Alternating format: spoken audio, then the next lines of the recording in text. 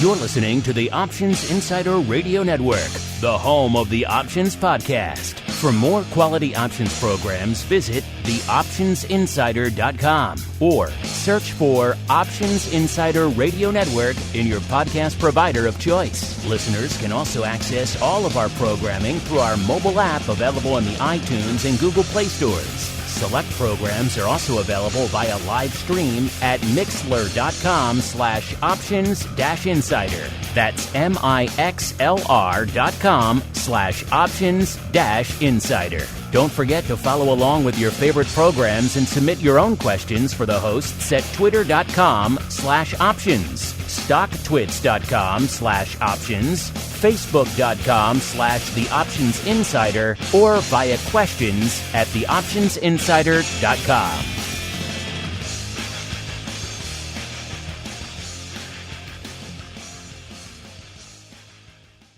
And now I'm pleased to introduce our first session, The State of the Industry.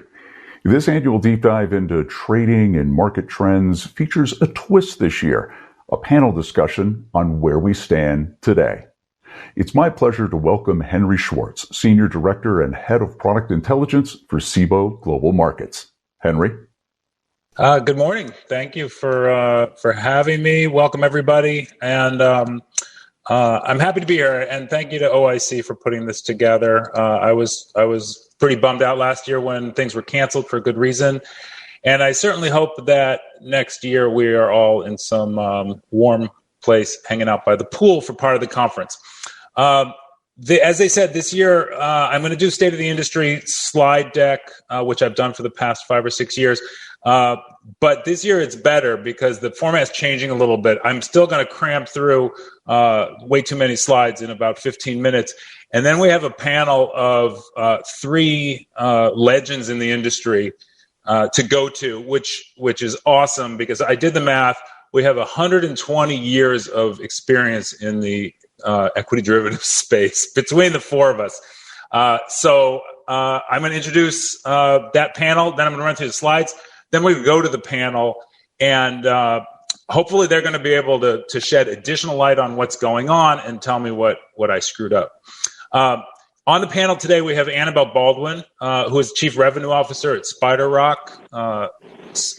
There she is. Hi, Annabelle. Hi.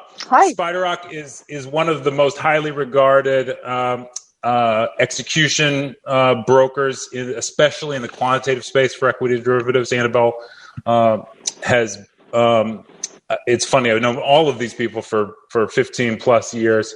Annabelle also has time at CBOE back in the day, and TD Ameritrade, a few other places too. So a great depth of knowledge, and we're happy to have her. Thank you. Second up, we have Shelly Brown from Miami Holdings. Shelly is the Executive Vice President, Strategic Planning and Operations at MIAX. Shelly is a legend in the business. He's been, I've known his name for at least 20 years. Philly, NASDAQ. I didn't even realize he was at Susquehanna way back as well. So that's very exciting, particularly because MIAX is the new kid on the block in terms of our market structure. So welcome, Shelly. And last up is Jim Hyde, who said he didn't need an intro because he's so well known. I'm still going to introduce him. Jim is the Senior Director at Intercontinental Exchange, the Head of Business Development for NYSE Options, which is Amex and ARCA options exchanges.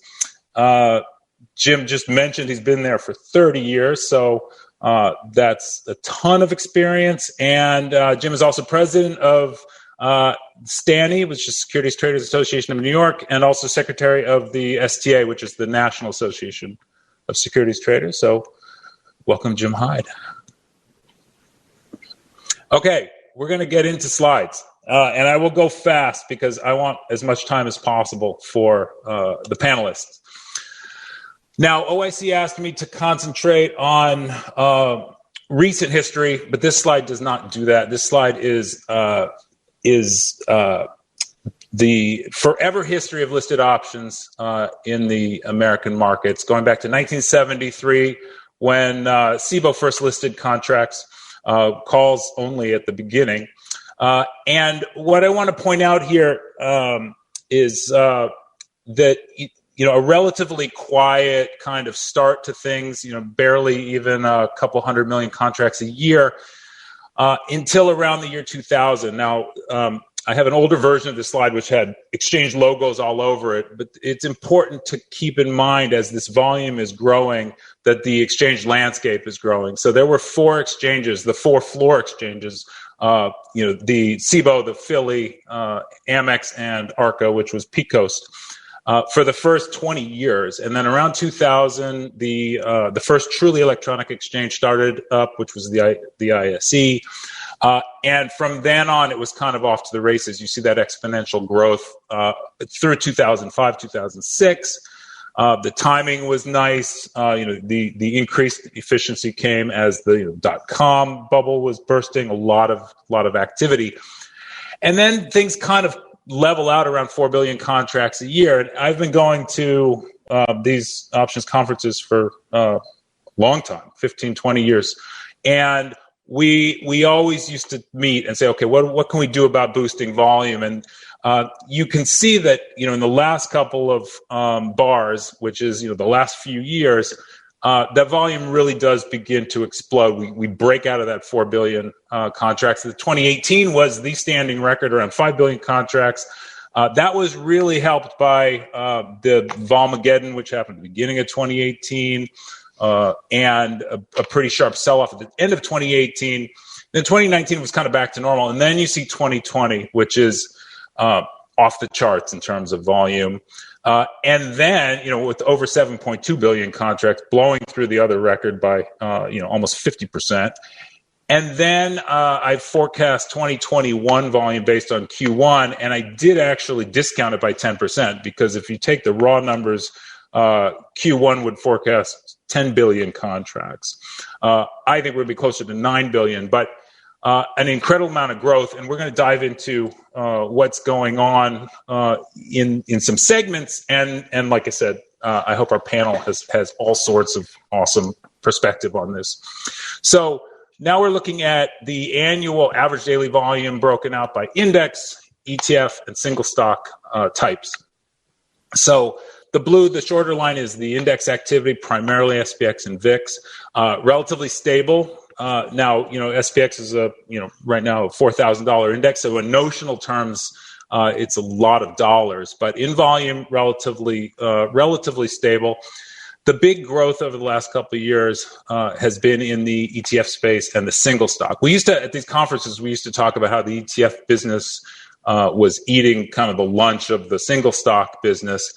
And that certainly changed, the way that the last year played out. Incredible growth in the single stock space, and in fact, if you look at the first quarter of this year, we were pushing 28 million contracts a day in single stock option volume, which is an insane amount of volume. That's bigger than the total market volume on an average daily basis for years and years if you just go back a few years. So we're going to dig into kind of why that's happening.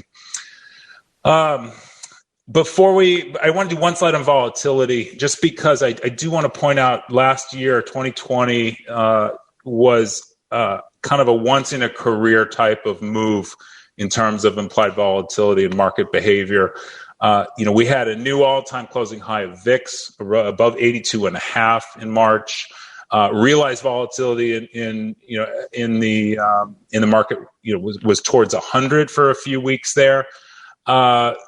This is a real shakeup, and this is part of kind of the dynamics of things. Is last year really was an outlier. You got to go back to 2008 to find anything even comparable. And people will be kind of looking at this and talking about this for years to come. Order size breakout. Now, the big story about last year really is the single stock activity, and specifically the adoption of using options in the retail space to a large extent. So Now, there's no perfect way to say, okay, gee, how much flow was retail last year? So we use a few different approaches to estimate it. One way I like to do it is just look at the breakout of order of execution size. So you can see on this chart, the bottom section, the two bottom lines are big trades, 1,000 up, 5,000 up. And this is straight up contracts. So average daily volume. So you actually can see last year and even into Q1, the big block, this negotiated institutional block business is actually lower. The smaller trades, 10 lots and down or 100 lots and down, those where all the growth is. So this is really interesting to me because I'm trying to understand. We all see the headlines about Robinhood and these e-brokers dominating, but what's going on in the institutional space, I think, is of big interest to a lot of people that are here, and that's what we're going to talk about. Average order size, or average execution size. So this is another way to kind of try to to take the temperature of small lot trading. I've been collecting option data for 15 years, and there was a couple things were very constant. One was the average order size was around 17 contracts. It had been like that for years and years. Over the last few years, as the retail adoption has picked up, the average order size has just trudged lower and lower to the point where this quarter, basically, we're looking at an average order size of under 7 contracts. This is as the volume is jumping by 50%. So a lot of small orders, a lot more small orders, and there's some implications of that in terms of data loads. And just think about it. If you're putting all of the daily trades in a database like we do, you went from a couple million trades a day to 5 or 6 million trades a day. So that impacts users, and it's a different story. This slide, I have a version of it where I have a little guy with a bow and arrow standing at the end of 2017, which is when Robinhood kind of came on the scene with zero commission options trading. This is single contract trades. Now, this is my simple estimate of retail flow, and I think that some of our panelists have plenty to say about using that as a metric, but just looking at the market share or the straight up volume of these one lot trades, it start to trend up when zero commissions becomes a thing at the end of 2017, but it really picks up. Sorry, I'm going to turn off this light because it's going to keep blinking. It really picks up last year. So, to the tune of an extra, couple million contracts a day in single contract trades.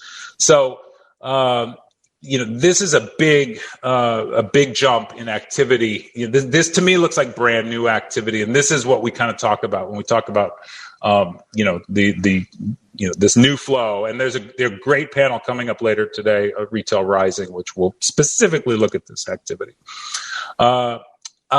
This is participation so OCC publishes breakout by customer firm and market maker on a daily basis. So this is really just a look at the cleared data for volume. And it sums to 200% because you can have 100% customer trading against 100% market maker or firm. You can see a really notable drop-off in the firm participation this year or last year. Through 2020. This is really interesting. Now, in a market share, that kind of makes sense because a lot of the small retail stuff is internalized by a market maker, so it's going to show up in the market maker bucket. But if you look at this, I think the next one is actually on a straight up volume business base. The firm volume is less in the face of this big jump in market activity. So firms trading less, customers trading more is probably the biggest theme of last year.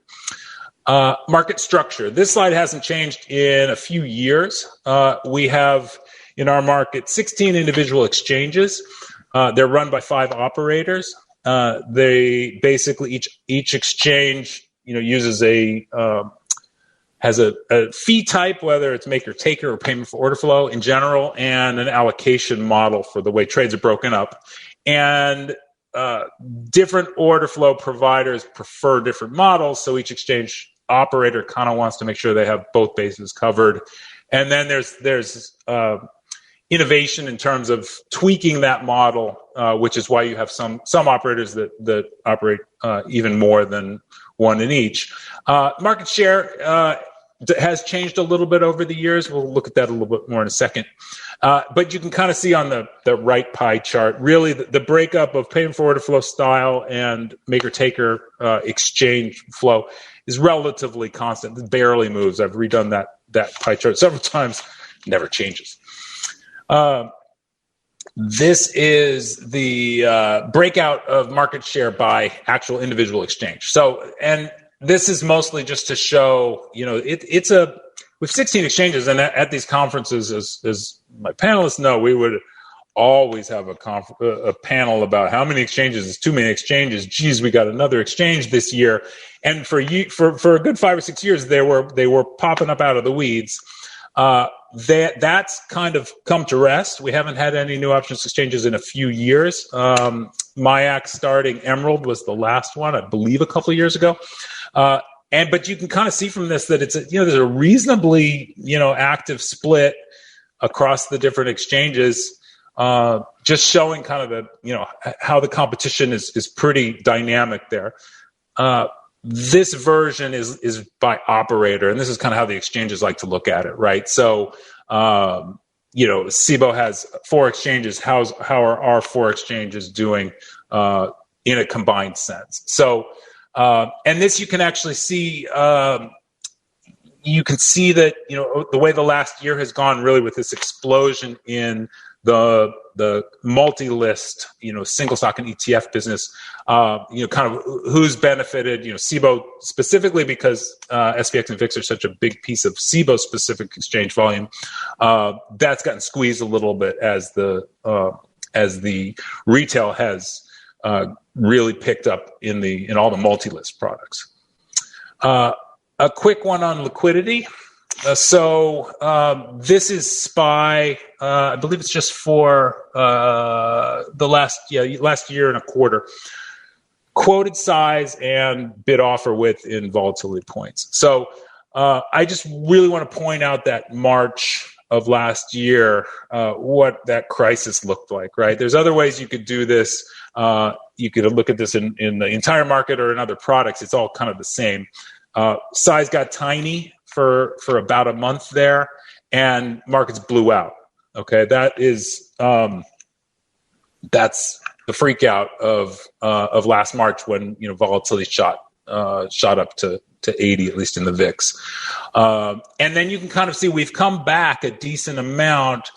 Market width is close to what it was. The size is not quite what it was. And we'll look at a couple dynamics in that as well. What do we got next? Oh, concentration. So this is always a discussion because there are 4,500 listed products. And for years and years, about 3,500 of them didn't trade. So this last year was a real notable change. So as retail gravitated into options, and you had a lot. I'll show you coming up. A lot of new listings that actually were very liquid underlyings. This has changed. So this is the top 100 names, and the top 100 names do about 70% of the volume nowadays. I think this is Q1. I looked back, and a couple of years ago that was 80%. Meaning that the rest, the other 4,400 listings were making up the difference. So things have broadened out dramatically, and I have a couple more slides on that. And Shelly specifically pointed that out to me in one of our calls before this. I think it's a very healthy move. This is a slide. NYSE gets credit for it because I copied what they had on their page. just looking at the SPY market share versus the others and what the top products are and how much this dynamic with the Reddit style trading has kind of dominated things. So, you can see how much, SPY nowadays is doing about 10% of the market. It was doing, almost 15-20% of the market for a long, long time. So, even the, to have Apple be in second place, rather than a big liquid ETF like Q's or something is, it's a big development. It changes. It's a very different kind of market dynamic. This is when Shelly Brown gets credit for pointing this one out, because this breadth of activity is a big change. And I ran some data back, and going back about 6 years, you had almost 65% of the listings, the underlyings themselves, trading less than 200 contracts a day. And that's when there were around 4,200 listings. Now there's 4,700 listings, and only 43% of them have average daily volume below 200 contracts. So, like I said before, this is a huge step in the right direction in terms of tradability and liquidity in the single name space, especially for retail. I want to ask the panel about kind of how this does the institutional flow feel that this is the same way from their standpoint. In terms of listings, this is showing the number of actual contracts available to trade. That's the shaded, the area chart, and then the number of listings, underlying listings themselves. So you can see we go really over the last 10 months or so, we go from 4,200 to 4,700 listings. Now we also went up in contracts and peaked around 1.5 million individual strikes. That this is always the strike proliferation is a topic at most of these conferences. It's not a good thing because it's a big data load in terms of a liquidity provider. Keep in mind, think about quoting 1 million changes in real time. The market makers have no choice but to kind of quote a little smaller because they're so spread out. There's risk there. The industry is taking some really nice steps in risk mitigation. We can touch on that. But it also kind of creates a lot of confusion for customers and even for the broker community. If somebody wants to pull up the option chain on SPY, they have 31 expirations, I think, and strikes that go, it's too much to see on a screen. So, what's interesting to me is that this listing, and I asked Jim Hyde about this, are these 500 new listings? Like, is this a conscious effort to find new listings that are good and get rid of some of the crud? And he told me no. He said, what's happened is the new listing, all these SPACs and ETFs too, that have shown up in the last year are very actively traded. And so you have this natural pickup. Let's see. Condition code, I'll be quick on this one. So Opera revamped their condition codes to include better identification of things like auction orders a couple years ago. And so it lets us track how much is executing electronically, how much is executing in the form of auction, which is going to be a lot of that internalized flow. And you can see kind of, the auto, that top line is single leg electronic execution. That kind of dominates the picture. And, but then you have that auction activity around 20% of the volume as well. And then some of the smaller, order types, complex orders, intermarket sweeps, that kind of stuff. Short dated shift. Don't worry, we're almost done. This has been going on for years, really, since weeklies kind of came about. I believe around 2006. The increased adoption in single names has come with this focus on shorter dated contracts. So what you see here is that 6 years ago, only about less than half of the daily volume was in the form of 10-day options and in, or 30-day options and in. And as the weeklies have expanded in what they're listed on, but also as customers have embraced them, you see now easily half the volume in a day is in these short-term contracts. And that's coming at the expense of the longer dated stuff. I think this is something that the industry needs to kind of try to figure out. Because short-dated contracts are great for certain uses, but there's participants that need to trade 2-year options, and we need to pay attention to that liquidity. Another slide on weeklies, just quickly. You can see the green, the blues quarterlies at the bottom. They have kind of a constant use case, especially because they hit a year-end hedge. But the weeklies now make up around 40% of the flow, but it's not equal across names. So you can see it in a very heavily retail name like Apple or Tesla. It can be 60% of the daily volume. Whereas in something a little bit more institutional like SPX or HYG or something, it's 15-20%. So things are not broken out equally. This also goes for, I don't have a slide on it, but I talked about the participation in the firms overall doing less, which is the case. There's certain names which they're still a big part of. HYG is a good example. Firm activity in there tends to be about a third of the volume is trading with firms. So there's a divergence there in terms of where firms are playing. Complex order book activity. This is combined electronic and open outcry. Pretty constant. The green line is the index space, SPX and VIX. You have a lot of rolling. You have a lot of systematic trading there, which means they're rolling and adjusting trades. And then the single stock and ETF complex order flow, about a third, a little bit less than that. And it actually kind of seems like it peaked around 33% and then has kind of come back to more single leg trading. Interesting to see kind of the way March played out last year in all of that crazy volatility, a lot less complex order activity, which I think is kind of interesting. We're almost done, and then we'll get to the panel. Flex options. I love flex options. They're traded on the 4 floor exchanges. So Sibo, Amex, Arca, Philly. They make up about 0.5 to 1% of the average daily volume. These are contracts that customers can pick whatever strike and whatever expiration they want, and they can even kind of trade some exotics now. In some cases, Asian and clique options are permitted. One of the big uses for these are European-style calls, so that customers don't have to worry about dividend exercises. So this continues to see growth. Sibo's investing in it for sure. And this is the only shameless plug I have. That's an option alert window, which is my baby. And we now alert flex trades just like normal trades. It's really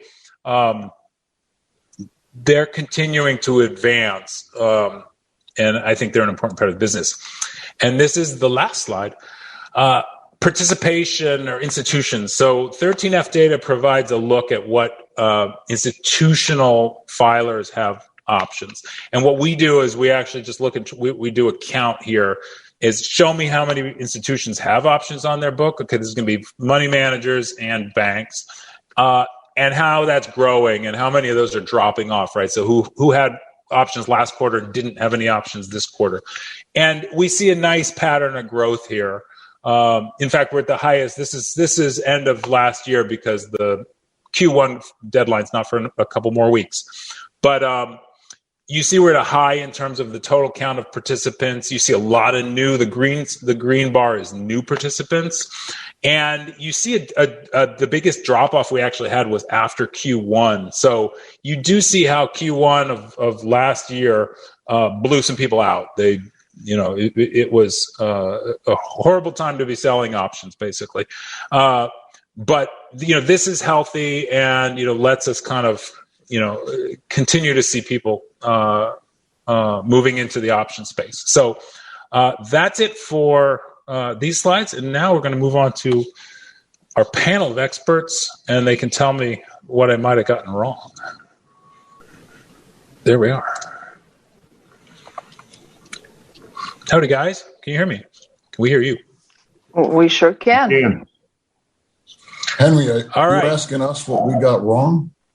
What did I get wrong? What did I get wrong in mine? I was going to say, we didn't even start yet. If we could go around, I would love to ask you guys what you think are the biggest dynamics going on in the last year and a half, to see if to get your perspective. So I'll start with Annabelle. We'll go alphabetically.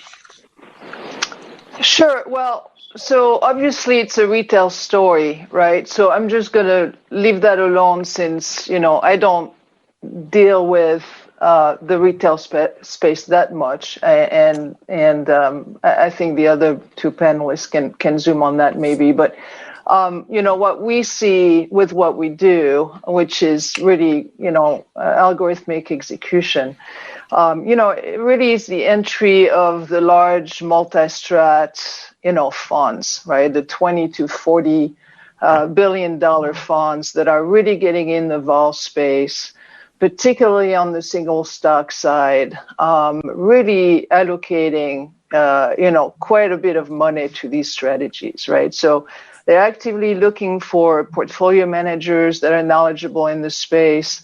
It takes them a few months to really sort of calibrate those sort of, whether it's, relative value, dispersion, sort of strategies. But then when they come in, since they have a large allocation to these strategies, they coming big, right? They're going to trade a lot very broadly, and they're gonna start pumping volume, right? So that's an interesting. So all these guys, come in mostly as professional customers. So they're part of this customer pie that you see growing, right, in your slides. So of course you're going to see, a lot of retail activity, but I think these multi-strat, strategies or funds that are, by the way, not only U.S. There's a lot of U.S.-based ones, but there's also a lot of them that are based in Europe, and we are starting to see some of them in Asia as well. So I think that, from my perspective, they're definitely part of this story. Cool. All right, Shelly, how about you? It's certainly interesting times. You spoke earlier about how this move that we saw in the market in early 20 was a once in a career move. The rest of you are obviously far too young to have been around in 87. The big difference, and the thing that really had me concerned coming out of last March and the market sell-off, is if you remember back in 87, after the big sell-off, which, by the way, was much deeper, and volatility was a much bigger explosion in the OEX at that time, it took a couple of years for volume to come back. There was a real drought in volume for a long time, from 87, probably past even the mini crash in 89 into the early 90s. We didn't see that this time, and it's a combination of flow from customers and institutions. Henry, you talked a lot earlier about order size, and you can't really equate order size to trade size because of market model. When you have a pro rata exchange and a 10 lot order comes in and there's 10 market makers in the quote, and if they're all 10 up, they're each going to get one lot, and that's going to be shown up on the tape as 10 one lots, when in reality the order was a 10 lot. What we as exchanges don't have insight to is what the parent orders are. So when Annabelle's firm gets an order from an institution and they run their algos on it, they might be doing a VWAP throughout the day or a shorter term VWAP. They could turn a single 100 lot order into a series of 10 lot orders, or even 101 lot orders. And that series of 10 lot orders can be broken up into a series of 1 lot trades. So you can't equate trade size to order size, but certainly the customer volume, you can certainly see the retail volume from the exchange side. It's been great for the business. It's been great for the market makers. You want order flow. As a liquidity provider, you want order flow that's buying the offer and selling the bid. So I think it's very healthy for the marketplace, and that has exploded the growth across all the individual equities, not just the ETFs. Thanks. And Jim, what do you think is the biggest dynamic going on? I think, as both Annabelle and kind of the slides show, it is the retail story. But I'll just touch on that and quote a couple things from our blog. And thank you for sharing that slide. I think that was indicative of what the universe looks like today. And Shelly, I wasn't there in '87, but in '89, when Rob Bella, founder, and David Beth from Wallach Beth were out in that same XMI crowd, we were fighting on Amex to try to win that flow and get that volume from OEX. So some things never change, I guess, with more on that to come. But it's a great business we're in. It is a retail story, so I'll just touch on a few things on that side first. We've seen, and again, it's evidence in our newest blog, these retail names, and we focused in this particular blog on 4 AMC, BlackBerry, and this is a tongue twister these days, so it's GameStop stock, if I got that right. Brian corrected me earlier today. Names, they've enjoyed an increase of greater than 500% in volume versus just Q 2020. So it's not going back that far, and it is modern times. Also, our data shows that the market quality in those names has exhibited a 45% tightening of the spread and posted liquidity increase, which is quite amazing, of greater than 300%. So if you think about what'd you call it, Volmageddon, and things we've experienced, these names and the trading of these names, you have to credit the whole ecosystem. And that's a perfect segue for me to talk a little about the open outcry piece, which I was asked to cover, and I promise you I'm getting there. But the ecosystem is the market makers. They provide the liquidity. They also have heightened obligations on all floors if they're out there as market maker. If they're specialists, e-specialists, LMM, DMM, whatever they're called, on whatever exchanges they happen to reside, and some of them reside on all. Critical part of the ecosystem. Obviously, the customers feed that ecosystem. As Annabelle alluded to, we clearly enjoy great participation from the institutional side, more on that to come. And the exchanges do their part, and the vendors do their part to support the exchanges and the whole interconnection of all this flow. So hats off to the industry and how we've, gotten to where we have today. But maybe most importantly, I think we do try to learn, as history always will prove, from mistakes. But it's hard to find, especially as it relates, and I'm segueing into open outcry specifically. If you think about the way that the floor businesses are done and that institutional provisioning or that floor facilitation of a trade, through a large firm, a bank, trading with a customer or finding liquidity through an IDB for that same customer. That floor is that point where that large trade probably will reside. But unfortunately, through just something we can't control, which is this pandemic, we've been forced to, or at least that side of the business has been forced to adapt to, and I think they've done a great job, and just service their business differently. And I think on the earlier pre-call, Shelly said something, it's kind of the way to look at floor volume and open outcry, aka manual volume, when you're looking at the numbers, is when you look at the trade size, remember that maybe those trades are actually sliced up differently because they're being serviced differently. So don't get fooled by the trade size numbers or what the data shows. If you look into it, or for any of the floor broker firms, any of the customers feeding those floor broker firms, they understand their business better than anybody who's even touching that trade on any aspect of it. And they'll tell you that, yes, the business is down as it relates to what the floors are seeing, but I think it's still being done. And remember, we're not back at full capacity. At least I'll speak for my two exchanges, ARCA and Amex. But I promise you, we will be back at full capacity, and those trades will gravitate more to the traditional flow of firm facilitation and things like that. And the auction numbers will probably, ease off a little bit. But, the open outcry business, not only is it very important to NYSE, but it's also very important to the ecosystem. So with that, I think a couple slides and questions that we had previously will further detail that. Yeah, gotcha. Henry, if I may, there's another dynamic here that we should point out, right?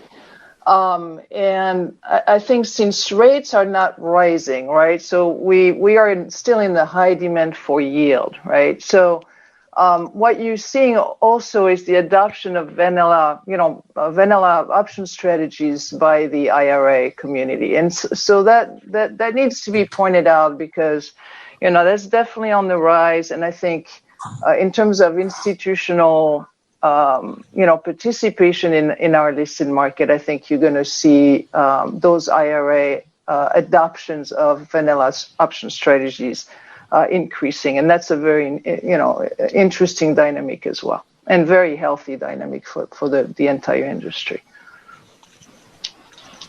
For sure, I know that IRA segment's been a priority for OIC for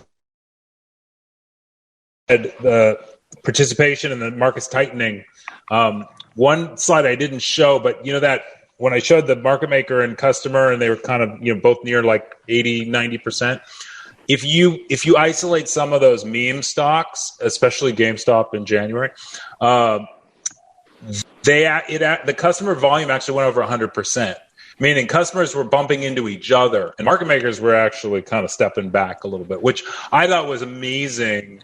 Another way you can look at that is the amount of I don't want to get ahead of the retail panel, but the amount of activity versus that's in day trading effectively has exploded, right? So,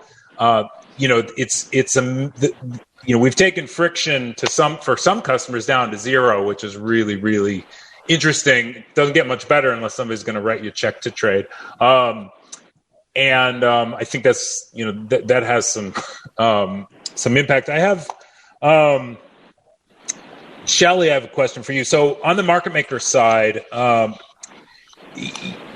do you see that business, the market maker business improving? Do you see more market makers showing up, or a change in who's, like we had a shift, right, from thousands of individual guys on the floors to everybody saying it was dominated by Citadel and a few of the mega market makers. Do you see that pendulum coming back a little bit in favor of some of the smaller, newer firms?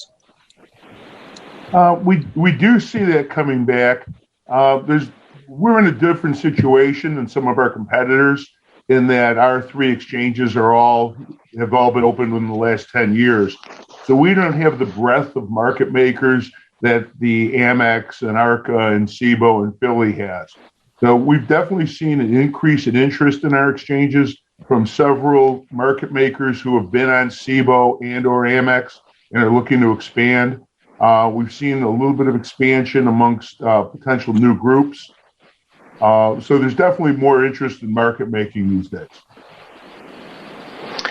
So talking about liquidity, Henry, I think there's something that might be of interest for the people watching here, or at least to hear about is that most of these large funds, right, vol funds and multi-strat funds that are looking to get in the vol space, they're also large liquidity providers, right? So by and large, since they had to shift to professional customers in the recent years, right, they will adopt some dynamic posting strategies, and they will actually provide an enormous amount of liquidity to these markets, often responsible to tighten up the spreads.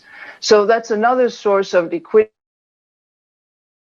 Might not be well known out there, but it's prevailing right now. Gotcha. Yeah, I was going to ask you. I mean, as you know, when you guys are famous for your algorithmic market approach, do you see and obviously the evolution of technology and the markets is making that business more possible? Like, what do you think your customers, or a typical quantitative approach to the options markets? What else would they be looking for in terms of technology or just order types or kind of anything on the exchange side that would facilitate kind of further growth in that? Right. So they typically try to find the right balance between, So most of these funds, trying to find that right balance between fill rate and not, paying an exorbitant amount in exchange fees, right? So they're going to run strategies that are, basically 60% posting, 40% taking, right? And so they're pretty tactical about this, and they're going to use, algos on the on the taking side that will look just like retail market, retail investors to you, right? Those are mean reverting algos, that will time the execution properly. But, when you look at these execution, they cross the bid ask and it's small lots, right? So that's the taking side. On the posting side, they have an array of different strategies that span from joining the market to turning the market to posting on a dynamic surface to, slightly be more aggressive. Pretty split seems to be the comfort zone for these broad-based strategies.